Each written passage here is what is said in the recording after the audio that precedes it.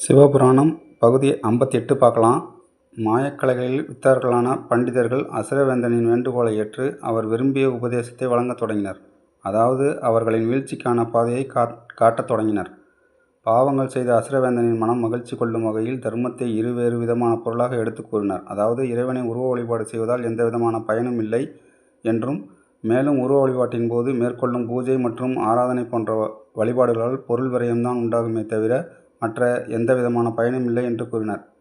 இதுபோல இன்னும் பல வகைகளில் அசுரவேந்தனின் மனம் மகிழும் விதமாக பல கருத்துக்களை எடுத்து கூறினார்கள். பண்டிதர்கள் எடுத்து கூறிய உபதேசத்தால் இதுவரை எம்பெருமான் மீது கொண்ட பற்று குறையத் தொடங்கின. அசுரவேந்தன் பண்டிதர்களின் உபதேசங்களை வேத வாக்காக எண்ணினார். மேலும் அந்த உபதேசத்தால் நான் அடைந்த மகிழ்ச்சியை போல் என் பட்டணத்தில் வாழும் குடிமக்களுக்கும் தாங்கள் உபதேசம் செய்ய வேண்டும் என்று பணிந்து நின்றனர். பண்டிதர்களும் அதற்கு விருப்பம் தெரிவிக்க அசுரவேந்தன் உடனடியாக தனது மக்களுக்கு இவர்களின் பெருமைகளை எடுத்து கூறி இவர்களிடம் உபதேசம் பெற்று தீட்சை பெற வேண்டும் என ஆணையிட்டான். இவரது ஆணையால் அனைத்து அசுரர்களும் விசித்திரமான பண்டிதருடன் வந்த சிஷியர்களால் உபதேசம் பெற்று தீட்சை பெற தொடங்கினார். மேலும் தன்னுடைய பட்டணத்தில் மட்டுமில்லாது தன்னுடைய சகோதரர்களின் பட்டணங்களுக்கும் சென்று அங்கு அவர்களுக்கும் உபதேசம் வழங்கி தீட்சை அளிக்க வேண்டும் என்று கூறி அவர்களை தன்னுடைய சகோதரர்களின் பட்டணங்களுக்கு அனுப்பி வைத்தார் வித்யுமாலி.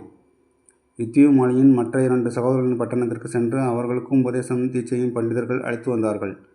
பண்டிதர்களிடம் தீட்சை பெற்று மன்னர்களும் மக்களும் எது உண்மை எது பொய் என்று அறியா வண்ணம் பாவங்களை செய்ய தொடங்கினார்கள். அதனால் அவர்களின் 3 கோட்டைகளுக்கும் அரணாக இருந்த அவர்களை பாதுகாத்து வந்த சிவபூஜையின் பலம் குறையத் தொடங்கின. ஏனெனில் பண்டிதர்களிடம் தீட்சை பெற்ற அசுரர்கள் உண்மையான மெய்ப்பொருளை கண்டறிவதற்கான வழியை விடுத்து பாவங்கள் நிறைந்த வழியில் பயணிக்க தொடங்கினர். அதாவது அறஞ்செயல்களான சிவபூஜைகள், யாகங்கள், தானங்கள் மற்றும் இறை வழிபாடு ஆகியவற்றை மறந்து அதர்மம் நிறைந்த செயல்களை செய்ய தொடங்கினர். திரிபுர வேந்தர்கள் கடுதவம் புரிந்து சகல சௌபாக்கியங்களுடன் நிறைந்த பட்டணங்களில் அறநெறியை தவிர அதர்ம வழியில் பயணித்தார்கள். மேலும் பண்டிதர்களுடன் ஜேஷ்டா தேவி குடியேறியதும் அங்கு வாசம் செய்து வந்த லட்சுமி தேவி அவ்விடத்தை விட்டு விலகி சென்றார்.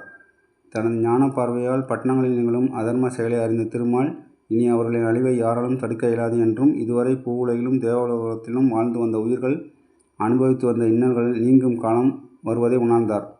மேலும் தான் உருவாக்கிய மாய புருஷர்கள் அவர்களுக்கு அளித்த பணியை நன்முறையில் செய்ததால் தான் எண்ணிய வண்ணம் கூடிய விரைவில் ஈடேறப் போவதை எண்ணி மகிழ்ந்தார். பட்டணங்களில் இவ்விதம் நடைபெற்று கொண்டிருக்க தேவர்கள் எம்பெருமானை எண்ணி பல காலங்கள் தியானித்து கொண்டிருந்தனர். அவர்களுடன் திருமாலும் இணைந்து எம்பெருமானை எண்ணினார்.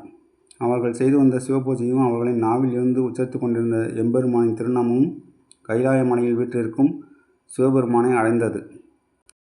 கைலாயத்தில் எம்பெருமானுடன் இருந்த அன்னை பார்வதி தேவி தேவர்களின் இடர்பாடுகளை நீக்கி அவர்களை காத்தருள வேண்டும் என்று கூறினார். ஆனால் எம்பெருமானோ எவ்விதமான பதிலும் கூறாமல் அமைதி காத்தார். இவை யாவற்றையும் பார்த்து கொண்டிருந்த கணபதியும் கந்தனும் தன் தந்தையிடம் பணிந்து ஏன் இவ்விதம் அமைதி கொண்டுள்ளீர்கள் என்று கேட்டனர். எம்பெருமானோ அனைத்திற்கும் காலம் உள்ளது. ஏனென்றால் தேவர்களுக்கு இன்னல்களை உண்டாக்கி மானிடர்களை காரணமின்றி அளித்து வரும் அந்த திரிபுரத்தை ஆளும் வேந்தர்கள் சிறந்த பக்தர்கள் ஆவார்கள்.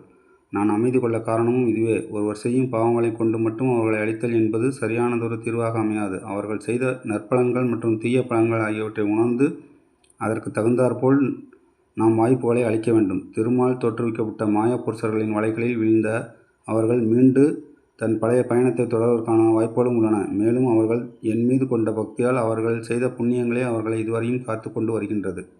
அவர்கள் செய்யும் பாவங்கள் அவர்களால் செய்யப்பட்ட புண்ணியத்தை விட அதிகரிக்கும் போதே அவர்களின் அழிவானது ஆரம்பமாகும் என்று கூறினார். அப்படியானால் அசுரர்களின் அழிவு காலம் இன்னும் உருவாகவில்லையா தந்தையே என்று கணபதி எம்பெருமானிடம் வினவினார். கணபதி வினாவிற்கு எம்பெருமான் காலம் அனைத்திற்கும் பதில் உரைக்கும், அதுவரை நாம் அமைதி கொள்ள வேண்டும் என்று கூறினார். மாய வித்தகர்கள் விதைத்து விதையான அதர்மம் அசுரர்களை தர்மத்தின் வழி நடக்க விடாமல் அவர்கள் செய்த வந்த புண்ணியத்தின் பலன்கள் யாவற்றையும் அளித்தது. மென்மேலும் அவர்கள் புரிந்து வந்த பாவச் செயல்கள் அவர்களை முழுமையாக அழிவின் விளிம்பிற்கு அழைத்துச் சென்றது. விதையான அதர்மம் காலத்தின் ஓட்டத்தால் விருட்சமாக வளர்ந்து மேலும் திரிபுர வேந்தர்களின் அரசாட்சியில் தர்மம் என்பது அழிந்து அதர்ம செயல்கள் வெளிப்பட்டன. இவர்கள் பெற்று வரமானது அறமற்ற செயல்களால் அழிவுக்கு இட்டு சென்றது. மறுபக்கமோ இவர்களால் பல இன்னல்களுக்கு ஆளான தேவர்கள் எம்பெருமானை நோக்கி செய்த தவமானது பூர்த்தி அடையும் காலமும் உதயமானது. திருமாலும் தேவர்களும் எம்பெருமானை எண்ணி செய்த தவத்தால் அகமகிழ்ந்த சர்வேஸ்வரன் திருமாலுக்கும் தேவர்களுக்கும் காட்சியளித்தாள். எம்பெருமானை காண பல கோடி ஆண்டுகள் தவமிருந்து தவத்தின் பயனாக காட்சியளித்த எம்பெருமானின் திருவுருவத்தை கண்ட தேவர்கள் பணிந்து வணங்கினார்கள். பின்பு அவர்களை நோக்கி என்னை எண்ணி தவம் மேற்கொள்ள என்ன காரணம் என்று அனைத்தும் அறிந்த எம்பெருமான் வினவினார். தங்களை எண்ணியவரின் சங்கடங்கள் அறிந்து அதை களையக்கூடியவனான சர்வேஸ்வரா, அனைவரிடத்திலும் குடிகொண்டுள்ள பரம்பொருளான தங்களை வழிபடுபவர்கள் அடைந்த இன்னல்களை போக்கும் கருணை கடலே, இந்த பிரபஞ்சத்தின் ஆதியும் அந்தமுமாக இருக்கும் ஜகத்குருவே, தரகாசுரனின் புதல்வரான அசுரர்கள் மூவரும் அவர்களின் தவத்தின் பயனாக எங்கும் தன் விருப்பப்படி பறந்து செல்லும் திருப்புறங்களை கொண்டு தேவர்களுக்கும் பூமியில் வாழும் உயிரினங்களுக்கும் செய்யும் இன்னல்கள் என்பது மிகவும் அதிகமாக உள்ளது பிரபுவே. அவர்கள் இழைத்த இச்செயலினால், உயிர் மீது கொண்ட அச்சத்தினால் பூமியில் வாழும் உயிர்கள் யாவும் தங்களின் கர்மாக்களை சரிவர செய்ய இயலாமல் இருக்கின்றனர். அதனால் எங்களின் பலமானது வலிமையிழந்து கொண்டே வருகிறது. ஆனால் திரிபுராசுரர்கள் எளிதில் அழிக்க இயலாதவாறு வரங்களை கேட்டு பெற்றுள்ளனர். அதனால் அவர்களை அழிப்பது என்பது எங்களால் இயலவில்லை என்று கூறி திரிபுராசுரர்களை அழித்து எங்களை காக்க வேண்டும் என்று கூறினார்கள்.